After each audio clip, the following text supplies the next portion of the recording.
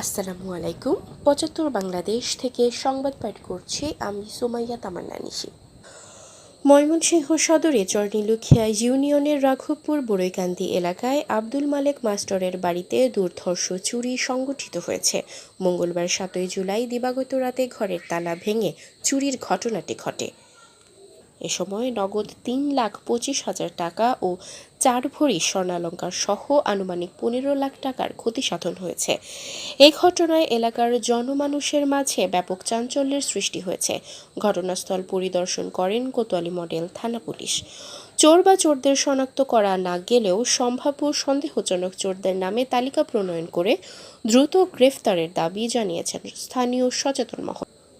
এ ঘটনার প্রেক্ষিতে কোতোয়ালী মডেল থানার ভারপ্রাপ্ত কর্মকর্তা ওসি মোহাম্মদ শিবিরুল ইসলামের কাছে জানতে চাইলে তিনি বলেন, সংগঠিত চুরির ঘটনার লিখিত অভিযোগ পেয়ে ঘটনাস্থলে পুলিশ পাঠানো হয়েছে। চোর শনাক্তে ও মালামাল উদ্ধারে পুলিশি কার্যক্রম অব্যাহত রয়েছে।